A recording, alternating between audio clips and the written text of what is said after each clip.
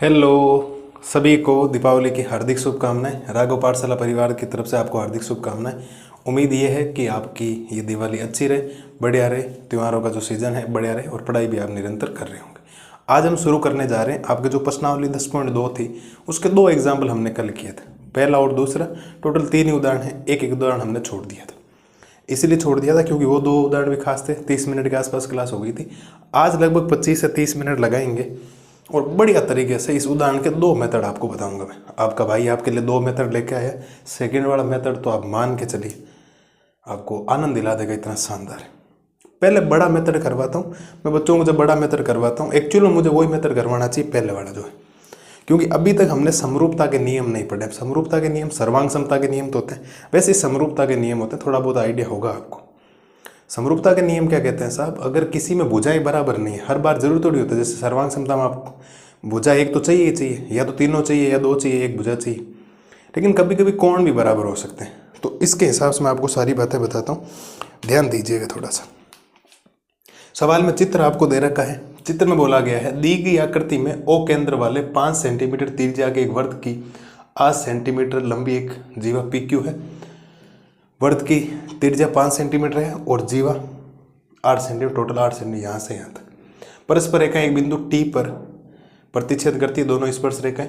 TP की लंबाई आपको ज्ञात करनी है, इस बात को आप ध्यान रखें। ठीक है, तो जो चीज़ आपको ज्ञात करनी होती है, इसका मेथड नंबर 1 बता रहा हूँ। चित्र वगैरह दे रखा है, किताब में थोड़ा सा मुश्किल से काम किया हुआ, लेकिन हम करेंगे इसको बहुत बढ़िया तरीके से। ठीक है सब, तो ध्यान देना, कुछ बातें आपको बताता हूँ। जैसे आप सारे के सारे बच्चे इस बात से एग्री हो जाओगे कि सर यहाँ 90 डिग्री बन रहा है, क्योंकि त्रिज्या और स्पर्श रेखा के बीच में कितने डिग्री का कोण बनता है? 90 डिग्री का। तो आप लिखेंगे चूंकि ओपी लंब है किसके ऊपर? टीपी के ऊपर। सॉरी, ओपी लंब है किसके ऊपर? टीपी के ऊपर।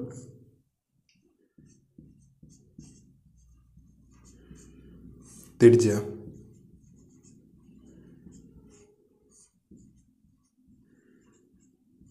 स्पर्श रेखा पर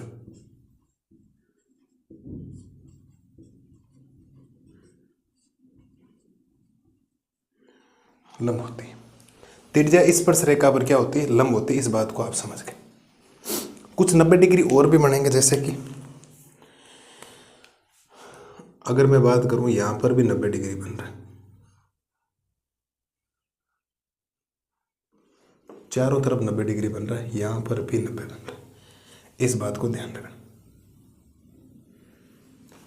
कैसे? एक 9th क्लास में प्रमेय हुआ करता है कि वृत्त के केंद्र से जीवा पर डाला गया रेखाखंड, वृत्त के केंद्र से जीवा पर डाला गया रेखाखंड जीवा को लंब समद्विभाजित करता है। अगर आपका सपोज दैट ये वृत्त है और ये वृत्त की जीवा है, ये सपोज दैट ए भी एक जीवा है और ये वृत्त का केंद्र आपने यहाँ पर एक रेखाखंड खींचा, तो ये 90 डिग्री का कोण भी बनाएगा और 2 बराबर भागों में इसको क्या करेगा? विभाजित करेगा। और 2 बराबर भागों में विभाजित करने वाला पर हमने उदाहरण नंबर 1 में पढ़ा था, आपको बताओ तो कल की क्लास में। शायद आपको सकेंद्रीय वृत्त वगैरह सब याद आ जाने चाहिए। ठीक है, तो यहाँ पर भी आपका क्या हो जाएगा? 90 डिग्री हो जाएगा। इस बात को ध्यान रखना। और 90 डिग्री होने के साथ साथ में ये अगर रेखाखंड खींच रहे हैं तो ये वाली लाइन और ये वाली रेखाएं आपस में दोनों क्या है? बराबर है, एक जैसी। जितनी ऊपर लंबाई होगी उतनी नीचे लंबाई होगी, इस बात को ध्यान रखना। तो मैं यहाँ से ये कह सकता हूँ साहब कि अगर मेरे पास दिया गया क्या है, पहली बात तो मैं लिख देता हूँ कि मुझे दे रखी है वृत्त की त्रिज्या। अब थोड़ा ध्यान से सुनिएगा हर चीज़ आराम से। वृत्त की त्रिज्या को यहाँ नाम दिया है ओपी, ओ से लेकर पी तक, वो आपको दे रखा है 5 सेंटीमीटर। जीवा की लंबाई, जीवा पीक्यू की लंबाई वो आपको दे रखी है साहब 8 सेंटीमीटर। इसके अलावा अभी कुछ नहीं दे रखा। ठीक है, अब देखो यहाँ अगर आप बात ध्यान से देखेंगे ना, इसमें टोटल 3 समकोण त्रिभुज आपके सामने बने हुए। मुझे जगह का विशेष तौर पर ध्यान रखना पड़ेगा और बहुत ज़्यादा काम आएगी जगह। एक एक पॉइंट मुझे लिखवाना आपको। कुछ बातें मैंने आपके सामने चित्र से लिखी है मेथड नंबर 1 में कि OP लंब है, TP के ऊपर त्रिज्या स्पर्श रेखा पर लंब होती, पर में 10.1 कहता है। वर्त की त्रिज्या OP बराबर 5 सेंटीमीटर है और जीवा PQ की लंबाई 8 सेंटीमीटर। दो बातें आपके सामने होगी, ठीक है सर। अगर PQ 8 सेंटीमीटर ना, तो ये PQ दो भागों में बंट गया, तो मैं यहां से क्या कह सकता हूं, चूंकि PR और QR बराबर होंगे और ये दोनों हो जाएंगे PQ/2। अब रीजन मैं बताता हूं क्यों होता है ये। आप लिखेंगे वर्त के केंद्र से जीवा पर डाला गया रेखाखंड जीवा को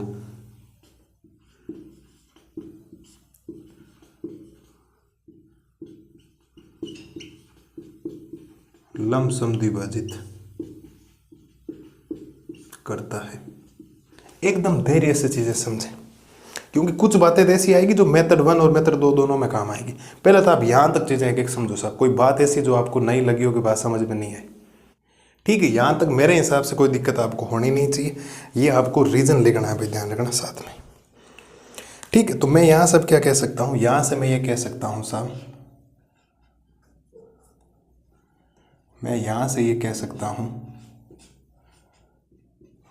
PR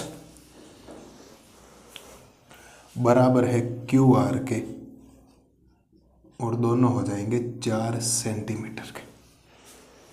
PQ कितना 8, तो 8 का मतलब 4 हो गया। तो मैं यहाँ पर दर्शा भी सकता हूँ कि ये जो भुजा यहाँ पर बनी है आपके पास, ये 4 सेंटीमीटर बन गई। अब कुछ मानना पड़ेगा, आप लिखेंगे माना, मुझे जो ज्ञात करना है माना TP बराबर x सेंटीमीटर, ये मैंने मान लिया। और प्लस में मैं TR को भी कुछ मानूंगा, TR बराबर y सेंटीमीटर, इसको मानूंगा। मुझे एक्चुअल में TP निकालना है, मैंने इसको क्या कर दिया सब, ये जो लंबाई है ना, ये कितने सेंटीमीटर है, x सेंटीमीटर है। और ये जो मैंने माना यहाँ से लेकर यहाँ तक, ये मैंने मान लिया y सेंटीमीटर। कितना मान लिया, y सेंटीमीटर। शायद आपको ये बातें पता लग जानी चाहिए। धीरे धीरे हम आगे बढ़ रहे हैं, हमें एक्चुअल में x का मान निकालना। अगर x का मान निकाल, इसका मतलब हम TP का मान भी निकाल लें। मुझे यहाँ पर 3 समकोण त्रिभुज सॉरी 3 समकोण त्रिभुज दिखाई दे रहे हैं। आप कहेंगे सर 3 कहाँ पर, देखो एक ये छोटे वाला जिसको मैं नाम दूंगा PRO, एक बड़े वाला और बन रहा देखो PRT, ये वाला, और एक बन रहा है बड़े वाला देखो OPT या TPO, एक ही बात है, TPO दे दो, कोई फर्क नहीं पड़ेगा। ये आपके सामने है। 3 बार हम पाइथागोरस प्रमेय लगाएंगे। पहले मुझे इस रेखाखंड की जरूरत है OR की, यहाँ पर ये निकाल रहा हूँ, तो मुझे एक समकोण त्रिभुज लेना पड़ेगा। आप लिखेंगे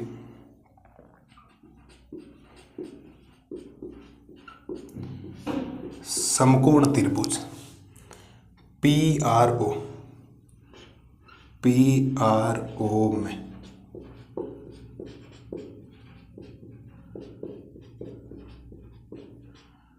पाइथागोरस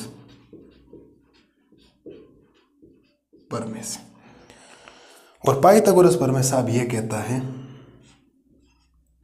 कि कर्ण स्क्वायर बराबर होता है लंब स्क्वायर प्लस आधार स्क्वायर। बात समझ गए। इस चित्र में अगर बात करेंगे तो 90 डिग्री के सामने वाला कर्ण है, इसका मतलब OP का स्क्वायर। तो लंब वाली भुजा PR होगी, तो हम लिखेंगे PR का स्क्वायर प्लस, और ये हो गया OR। क्या हो गया, OR। तो ये हो जाएगा OR का स्क्वायर। इसमें OP का मान 5 है, तो मैं लिख सकता हूं कि ये 5 का स्क्वायर होगा। PR का मान 4 है, तो ये 4 का स्क्वायर होगा, प्लस ये हो जाएगा OR का स्क्वायर। 5 का स्क्वायर हो जाएगा साहब 25 बराबर 4 का स्क्वायर कितना होता है 16, प्लस ओ आर का स्क्वायर, प्लस का 16 इधर आएगा माइनस का, तो ओ आर का स्क्वायर बराबर 25 माइनस 16, तो ओ आर का स्क्वायर बराबर 9। तो यहाँ से ओ आर बराबर हो जाएगा √9, तो ओ आर का मान हो जाएगा 3 सेंटीमीटर। तो ओ आर का मान कितना हो जाएगा साहब? 3 सेंटीमीटर। 3 बार हमने पाइथागोरस प्रमेय लगाया तो मेथड नंबर 1 भी बहुत इजी हो जाता, मेथड नंबर 2 की बजाय। अब बच्चे पता नहीं क्यों डरते हैं उस पाइथागोरस प्रमेय से कि सर समझ में नहीं आया। तो कहाँ दिक्कत है एक बात बताओ, हमने सब सपोज दैट यहाँ शुरुआत की, ये 90 डिग्री बना, सबको बता त्रिज्या और स्पर्श रेखा के बीच में 90 डिग्री कोण बनता है। फिर ये 90 डिग्री बना क्यों? वर्त की त्रिज्या और ये लिख दिया पी आर और क्यू आर बराबर है वर्त के केंद्र से जीवा पर डाला गया रेखाखंड जीवा को लंबसम विभाजित करता है, 90 डिग्री कोण बना, 2 बराबर भागों में बांटता है, तो 4 और कितने बन गए? 4 सेंटीमीटर। मैं चाहूँ तो यहाँ नीचे लिख दूँ, ये भी आपका 4 सेंटीमीटर। ठीक है साहब, अब ध्यान देना, आपने ये निकाला है 3 सेंटीमीटर। कितने सेंटीमीटर निकाला? 3। समझ गए इस बात को? बिल्कुल सर। यहां तक कोई दिक्कत आपको नहीं होनी चाहिए किसी भी प्रकार की।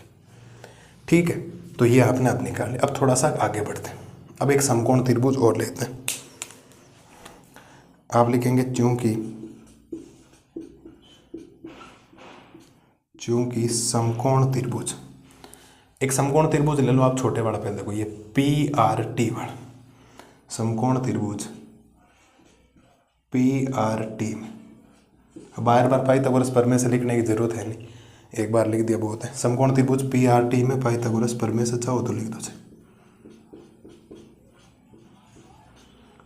पाइथागोरस प्रमेय से। ठीक है सर, तो पाइथागोरस प्रमेय में क्या हो गया? कर्ण स्क्वायर बराबर लंब स्क्वायर प्लस आधार स्क्वायर होगा। तो इस 90 डिग्री के हिसाब से कर्ण स्क्वायर का मतलब हो गया TP का स्क्वायर। किसका स्क्वायर सर? TP का स्क्वायर। और लंब का मतलब PR का स्क्वायर, तो PR का स्क्वायर, फिर प्लस आधार का मतलब TR का स्क्वायर, ये हो गया TR का स्क्वायर। TP की वैल्यू x है तो ये बन जाएगा x स्क्वायर बराबर PR का मतलब 4 का स्क्वायर और TP का मतलब हो गया y स्क्वायर। तो यहाँ से x स्क्वायर बराबर ये बन गया 16 प्लस y स्क्वायर, समीकरण संख्या 1। ये साहब समीकरण संख्या कितना आ गया साहब? 1 आ गया। ध्यान दीजिए, एक एक चीज छोटी मोटी बातें हैं, सारी मैं आपके लिए रिपीट कर दूंगा, आप बिल्कुल भी घबराइए मत।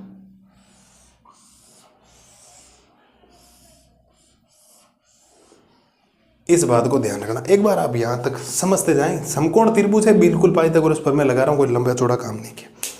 अब एक बार और लगाएंगे समकोण त्रिभुज में। आप लिखेंगे चूंकि एक समकोण त्रिभुज और बच गया ऐसा, चूंकि समकोण त्रिभुज OPT या TPO ले लो, एक ही बात है, TPO में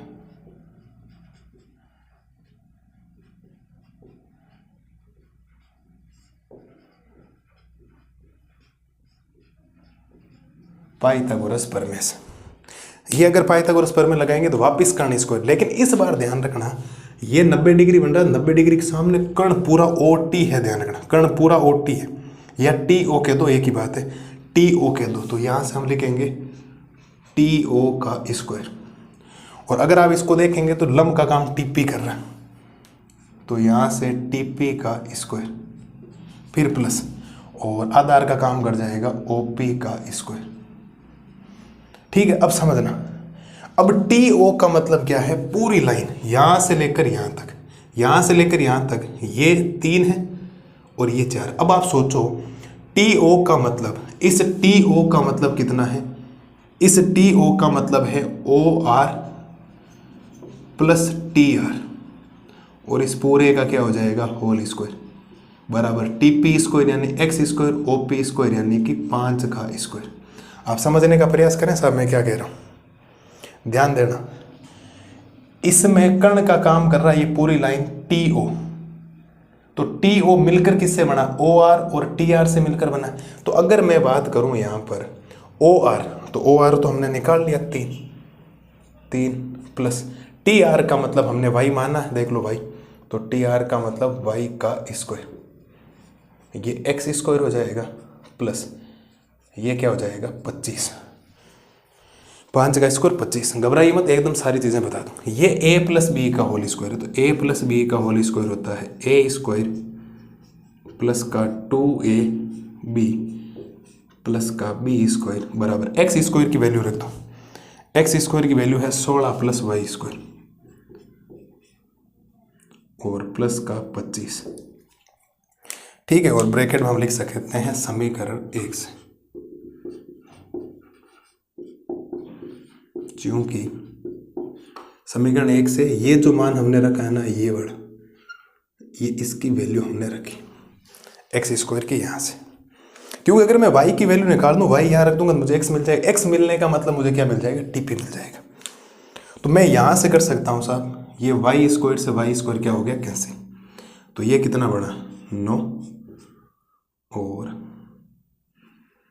ये कितना बन गया 6y बराबर, ये मिलकर कितना बनेगा, ये मिलकर बन जाएगा 41। भाई 25 और 16 41 हो जाएगा।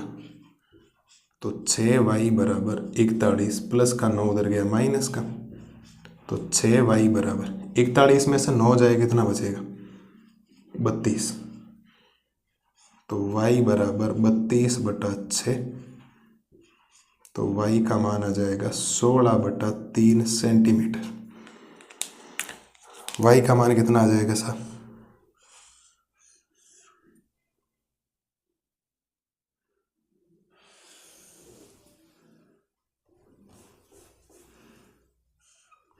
अभी देखते जाओ होता क्या, अभी सवाल शुरू है, अभी तो y का मान आया। अब y का मान हम रखेंगे, आप लिखेंगे y बराबर 16/3 समीकरण 1 में, मैं पूरा रिपीट कर दूंगा, मस्त रहिए आप लोग रखने पर। समीकरण 1 में रखेंगे और समीकरण 1 है साहब आपके पास एक्स स्क्वायर बराबर 16 प्लस वाई स्क्वायर, ठीक है साहब, रखो मान। तो ये बनेगा एक्स स्क्वायर बराबर 16 प्लस वाई का मान 16/3 का स्क्वायर। यहाँ से एक्स स्क्वायर बराबर 16 प्लस 16 का स्क्वायर कितना हो जाएगा 256 बटा में ये कितना हो जाएगा 9, 3 का स्क्वायर, इसके बटा में 1 है, तो ये बनेगा एक्स स्क्वायर बराबर एलसीएम आपको लेना पड़ेगा 9। तो 1 का भाग 9 में 9 बार, 9 को 16 से गुणा करोगे 144, 9 का भाग 9 में 1 बार, 9 को 1 से गुणा करोगे, सॉरी 256 को 1 से गुणा करोगे 256।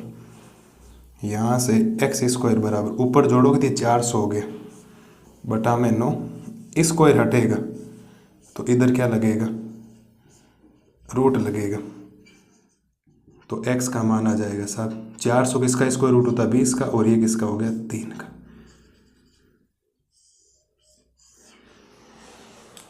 ये आपके पास उत्तर आया। लास्ट लाइन लिख रहा हूं,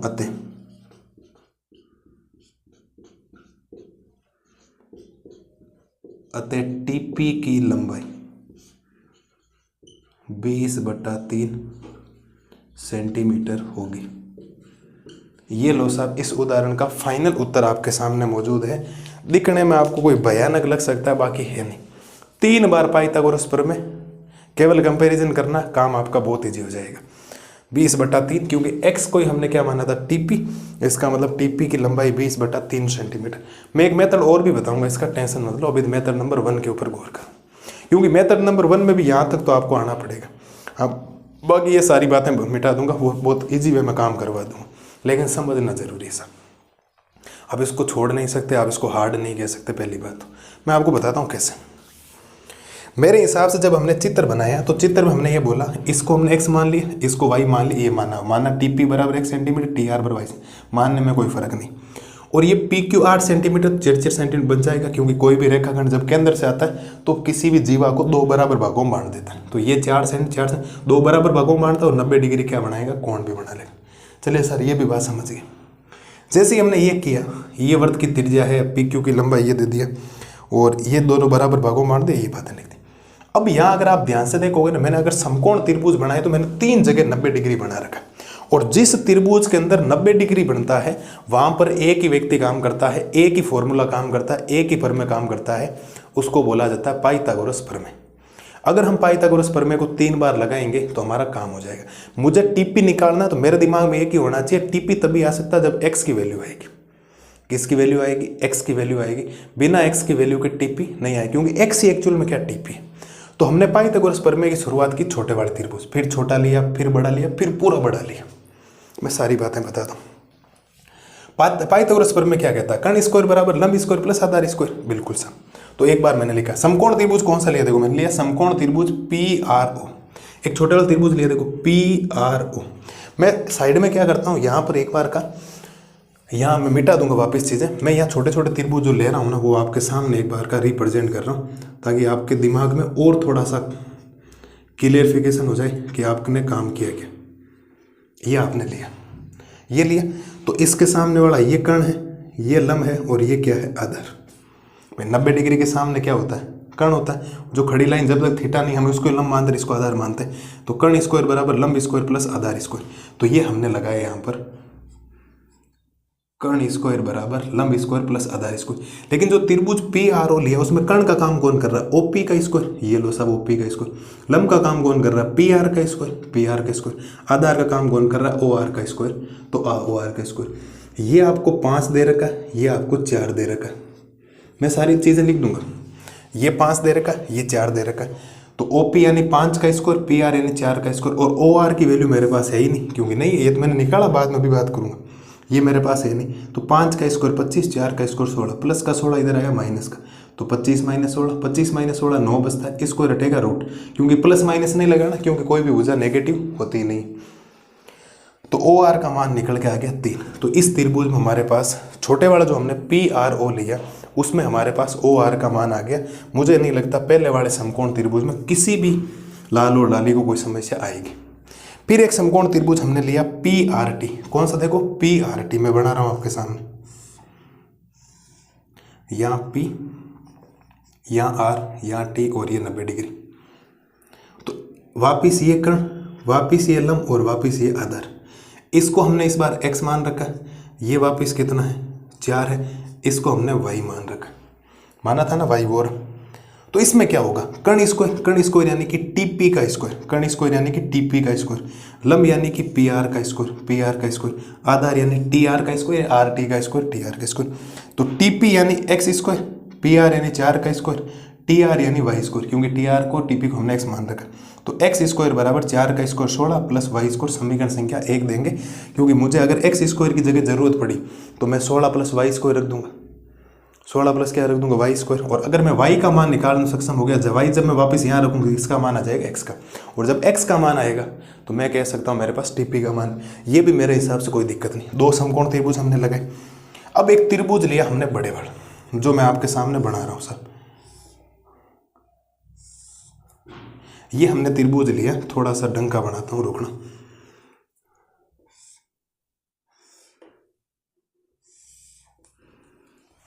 अच्छा क्यों नहीं बन रहा भाई?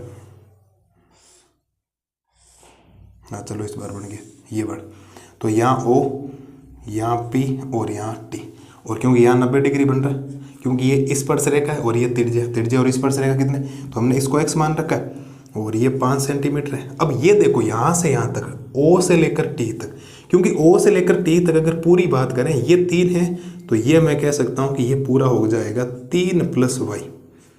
ये पूरा कितना हो जाएगा? 3 प्लस y। और ये काम कर रहा है कर्ण का, ये काम कर रहा है लंब का, और ये काम कर रहा है सब आधार का। तो वही बात TPO में वापिस पाइथागोरस प्रमेय। तो कर्ण स्क्वायर यानी कि TO का स्क्वायर, लंब स्क्वायर यानी कि TP का स्क्वायर, आधार यानी कि OP का स्क्वायर, वो लिखा। अब TO में 2 बातें देखो, TO में T से लेकर O तक 2 बातें हैं। एक OR जुड़ रहा है, एक TR जुड़ रहा है। तो OR 3 है, TR y है, तो 3 प्लस y लिखो या y प्लस 3 लिखो, एक ही बात है। और TP x स्क्वायर हो गया, OP 5 हो गया, क्योंकि OP आपको 5 दे रखा। ठीक है, मैंने तीनों समकोण त्रिभुज आपको अलग अलग लेके भी साफ बता दिए। मेरे हिसाब से यहाँ तक कोई दिक्कत आपको आएगी नहीं।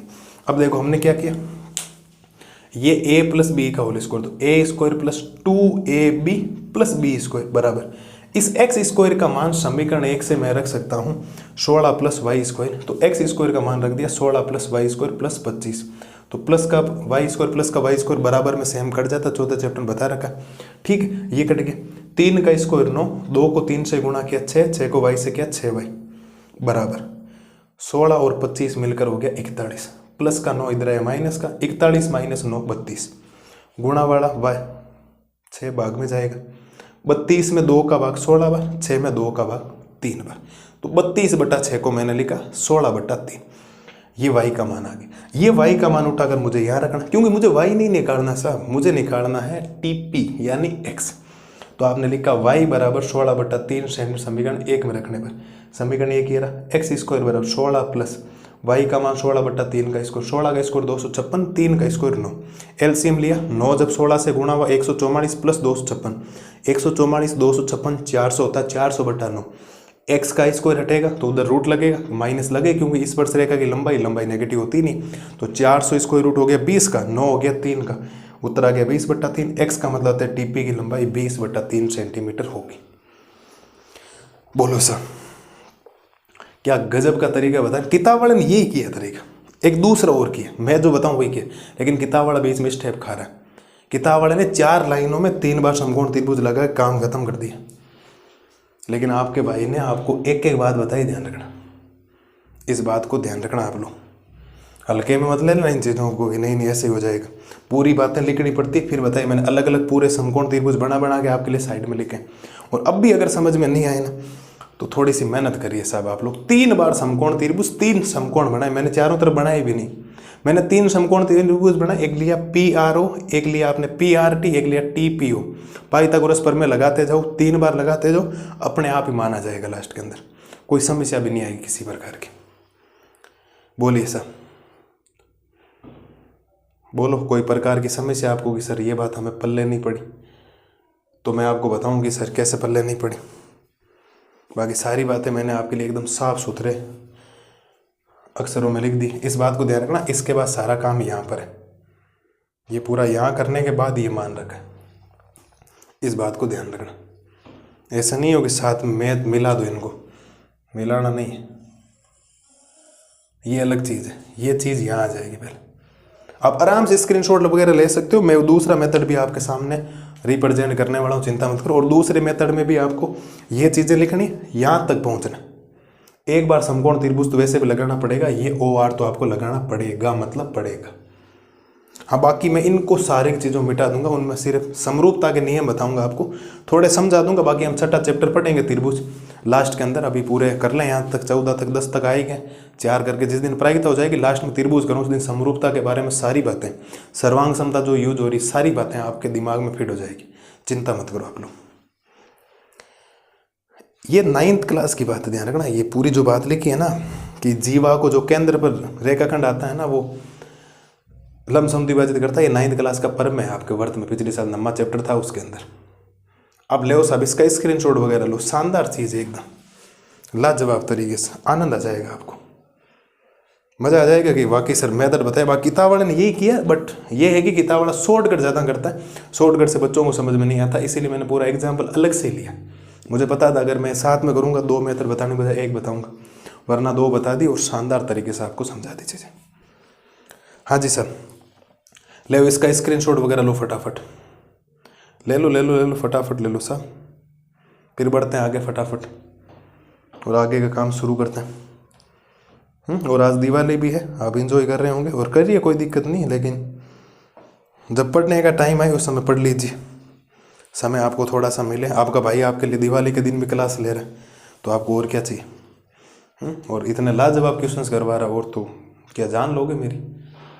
स्क्रीनशॉट वगैरह लो फटाफट, फिर दूसरा मेथड शुरू करते हैं सब। ले लो स्क्रीनशॉट वगैरह ले लो फटाफट, ठीक है। तो उम्मीद है एग्जाम्पल नंबर 3 का जो पहला मेथड है आपको बेहतरीन तरीके से समझ में आया होगा। अगर समझ में नहीं आया तो वीडियो को 2-3 बार देखें, आप ही करेंगे, प्रकृति ने सबको बराबर दिया है, दिमाग में कोई ऊपर नीचे नहीं, थोड़ी सी मेहनत आपको करनी पड़ेगी। 1 बार नहीं 2 बार 3 बार वीडियो देखो, फिर 2-3 बार देखा देख करो, फिर बिना देखा करो, हो जाएगा। 2-4 बार आप करोगे तो क्वेश्चन दिमाग बैठ जाए। और इंपॉर्टेंट सवाल इस साल का ध्यान रखना, एग्जाम्पल दूसरा आ चुका है। तो तीसरा एग्जाम्पल इस बार मतलब मुझे लग रहा है कि आने के chance, RBSE board, Rajasthan board में पक्का ही आने के चांसेस है इसके। तो बढ़िया तरीके से मेहनत करना। अभी ये करो, अगली स्लाइड में करवाता हूँ इसका मेथड नंबर 2। अब देखो करते हैं इसका मेथड नंबर 2। मेथड नंबर 2 के लिए मैंने देखो यहाँ टीपी कुछ मान रखा था, एक्सर इसको वाइट सबको मिटा दिया। अगर आपको मेथड नंबर 2 करना है तो चित्र ये करना पड़ेगा। हाँ, ये OR तो आपको निकालना पड़ेगा। यहाँ तक मेरे हिसाब से पहले भी समस्या नहीं। हम यहाँ समरूपता के नियम लगाएंगे और हम 2 त्रिभुज लेंगे। यहाँ पर कितने त्रिभुज लेंगे? 2 त्रिभुज। तो आप लिखेंगे क्योंकि 2 समकोण त्रिभुजों को हम सर्वांग सम सिद्ध करने वाले हैं। आप लिखेंगे समकोण त्रिभुज। पहले लेता हूँ मैं छोटे वाला त्रिभुज जिसको मैं नाम दूंगा PRO। समकोण त्रिभुज PRO तथा समकोण त्रिभुज PRO ले लिया, और एक समकोण त्रिभुज हम लेंगे TPO। समकोण त्रिभुज TPO में इनमें हम कोई 2 कोण बराबर करेंगे। अब समरूपता का नियम क्या होता है समझ लीजिए। समरूपता का नियम मतलब साहब ये है कि अगर आपने किसी त्रिभुज में 2 कोण बराबर कर दिए, कितने त्रिभुज में कितने कोण बराबर कर दिए? 2 कोण कोई बराबर कर दी। 2 त्रिभुज जिनको आप समरूपता सिद्ध करना चाह रहे हो, समरूप सिद्ध करना चाह रहे हो, उनमें अगर आपने 2 कोण बराबर कर दिए तो दोनों त्रिभुज समरूप है। जैसे सर्वांग समता का ऐसा चिन्ह होता है वैसे समरूप का केवल और केवल ऐसा चिन्ह होता है। और सर्वांग सम जब हम करते हैं ना तो सर्वांग सम में संगत भाग उसके बराबर होते हैं। संगत भाग क्या होते हैं? बराबर। जैसे AB PQ के बराबर हो गया, BC QR के बराबर हो गया, AC PR के बराबर हो गया। ऐसे कोण A कोण P के बराबर हो गया, कोण B कोण RQ के बराबर हो गया, कोण C कोण R के बराबर हो गया। ऐसा नियम होता है सर्वांग समता। डिटेल में आपको बढ़िया तरीके से छठे चैप्टर में पढ़ाऊंगा। समरूपता में ऐसा नहीं होता। वहां हम CPCT लगाते हैं सर्वांग समता में, सर्वांग सम त्रिभुज के संगत भाग बराबर होते हैं। यहाँ हम लगाते हैं CPST, सर्वांग सम त्रिभुज के संगत भागों का अनुपात क्या होता है? बराबर। जैसे आपने लिख दिया कि यहाँ सर्वांग समरूपता पर आपने लिखा AB BQ के बराबर है, फिर आपने BC QR के बराबर किया, फिर AC PR के बराबर किया। लेकिन यहाँ पर आपको बटा में लिखना पड़ेगा, इनको ऐसे बराबर करना पड़ेगा। इनका अनुपात आपको क्या करना पड़ेगा साहब? बराबर करना पड़ेगा। इस बात को ध्यान रखना। ये हम 6.3 के अंदर डिटेल पढ़ेंगे, चिंता मत करिए आप लोग, हर चीज़ आपको समझा दी जाएगी। तो यहाँ पर आपको पहले 2 कोण बराबर करने। जैसे अगर मैं सपोज डेट यहाँ एक कोण ले लेता हूँ, यहाँ पर इस कोण को मैं नाम दे देता हूँ 1। क्या नाम दे देता हूँ? कोण 1। तो मैं ये कह सकता हूँ साहब कोण 1 बराबर है कोण 1 के, और कारण हो जाएगा जैसे उभयनिष्ठ भुजा होती है वैसे उभयनिष्ठ कोण भी हो सकता है। तो आप इसमें लिखेंगे साहब ये कौन सा कोण है आपका? उभयनिष्ठ कोण। क्यों साहब? आप सोचो, देखो आपने एक त्रिभुज लिया PRO, देखो PRO इसमें भी कोण 1 आया, फिर आपने लिया TPO इसमें भी कौन सा कोण आया? 1 आया। ये हो गया। फिर आप कह सकते हैं साहब एक ये कोण देखो, समझना, ये जो कोण है ना इसको आप नाम दोगे PRO। तो इसका कोण PRO बराबर है कोण TPO के, और रीजन है क्योंकि दोनों के मान कितने हैं? 90 डिग्री। देख लो आप चाहे, PRO भी 90 डिग्री है, TPO भी कितना है? 90 डिग्री है। तो 90 डिग्री है तो फिर ये दोनों कोण आपस में क्या हो गए? बराबर। क्या आपको यहाँ तक बात पल्ले पड़ी? यहाँ तक तो वैसे भी करना पड़ेगा। इसका मतलब यहाँ से आपने क्या कर दिया? इनको बराबर कर दिया। अब आपने दोनों को समरूप सिद्ध कर दिया। तो आप लिखेंगे अतः कोण कोण समरूपता नियम से। कौन सा नियम लगाएंगे? कोण कोण डबल A समरूपता नियम से। और अगर आपने ये समरूपता नियम लगाया है तो मैं यहाँ से कह सकता हूँ कि त्रिभुज PRO समरूप है त्रिभुज TPO के। इस बात को ध्यान रखना। अगर 2 कोण बराबर है तो दोनों त्रिभुज समरूप होते हैं, और कोई भुजा आपने एक बराबर कर दी फिर 2 कोण बराबर कर दी तो वहाँ सर्वांग समता के नियम लगते हैं। मैंने इसीलिए बोला था सेकंड मेथड हार्ड पड़ता है, क्योंकि बच्चों को नॉलेज नहीं रहता है। तो आपके 7वां चैप्टर था पिछले साल त्रिभुज, अगर आपको टीचर ने वैसे पढ़ाया है तो फिर तो कोई दिक्कत नहीं, वरना गड़बड़े से, वरना हम 6वां चैप्टर पढ़ेंगे उस दिन सारी बातें आपको बता दी जाएगी। ठीक है, तो आपने यहाँ तक किया। अब इसमें क्या होगा, जब ये दोनों कोण समरूप हो गए ना तो इसके संगत भाग बराबर नहीं होते। इनके संगत भागों का अनुपात क्या होगा? बराबर। जैसे इसका संगत भाग क्या आएगा? PR, इसका संगत भाग क्या आएगा? PR, तो इसका संगत भाग क्या आएगा? TP बराबर होगा। इसका संगत भाग क्या आएगा? RO या OR एक ही बात है। और इसका संगत भाग क्या आएगा? PO बराबर। इसका संगत भाग क्या आएगा? PO, इसका संगत भाग क्या आएगा, TO। इस बात को ध्यान रखना। और ये जो अनुपात बराबर हुआ है ना साहब, ये वाला मैं पूरी लाइन ही लिखूंगा आपके, आप लिखेंगे समरूप त्रिभुजों के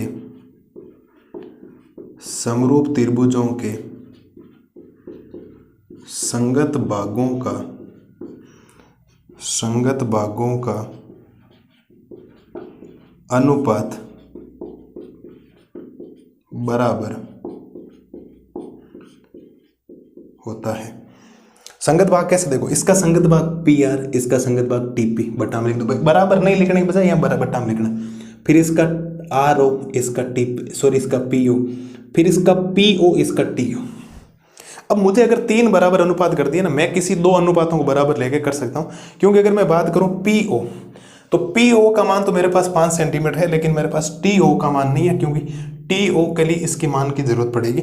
तो मुझे शुरुआत के 2 अनुपातों से मतलब है, इस बात को ध्यान रखना। आप लिखेंगे अतः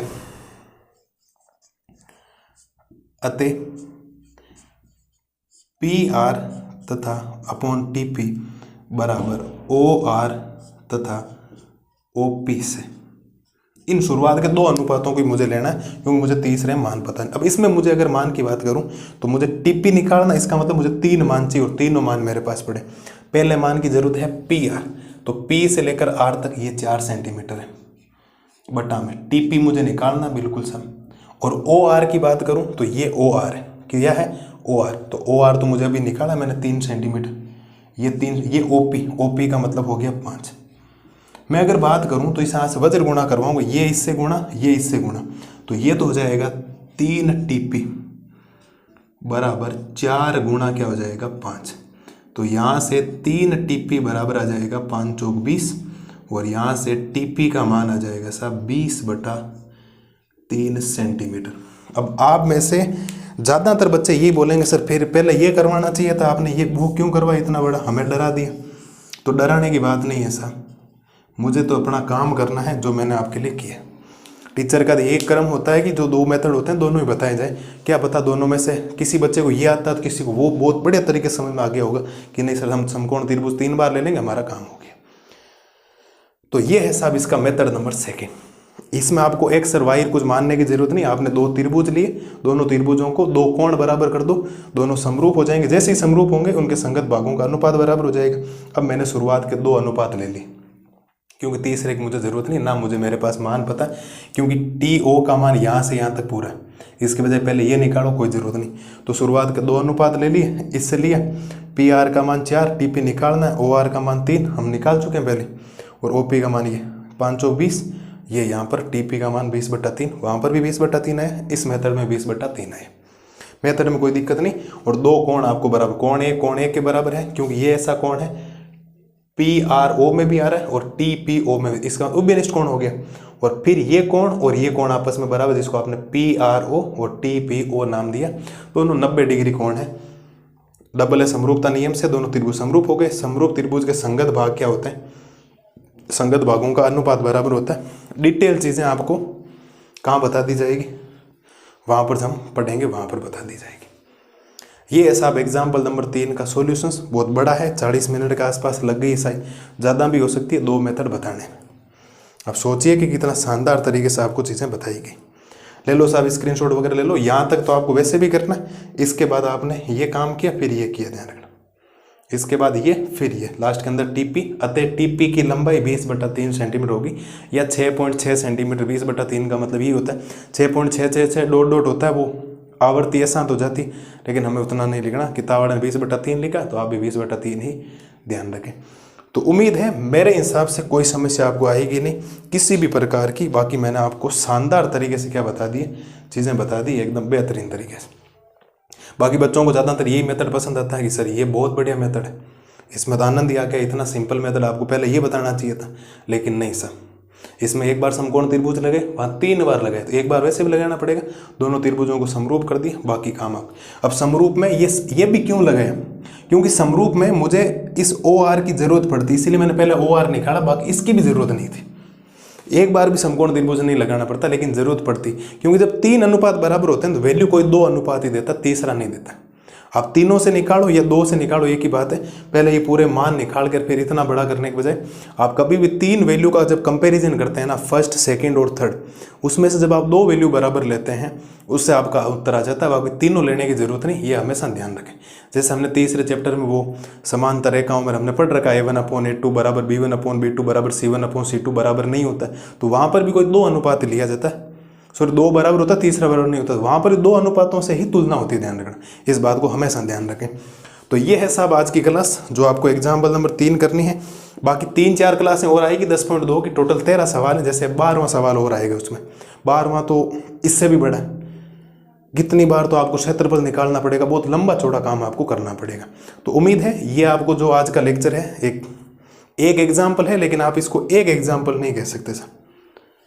ये एक एग्जाम्पल बच्चों की हालत खराब कर देता है, टीचरों की भी हालत खराब कर देता है समझाने के लिए। आपके भाई ने आपको दोनों मेथड बताए और लाजवाब तरीके से आपको बताया गया, एकदम बढ़िया तरीके से। आप ये नहीं कह सकते बात समझ में नहीं आई, पूरी बातें आपको समझाई। बाकी समरूपता के बारे में आपको बातें पता रखनी पड़ेगी, इनका डिस्कशन हम छठे चैप्टर में और करेंगे, इतना ही कह सकता हूँ। इसीलिए मैं पहले वो बताता हूँ फिर ये बताता हूँ, क्योंकि सीधी समरूपता में आ गया ना, फिर बच्चे हालत ख़राब कर लेते हैं, सर ये क्या कर दिया आपने।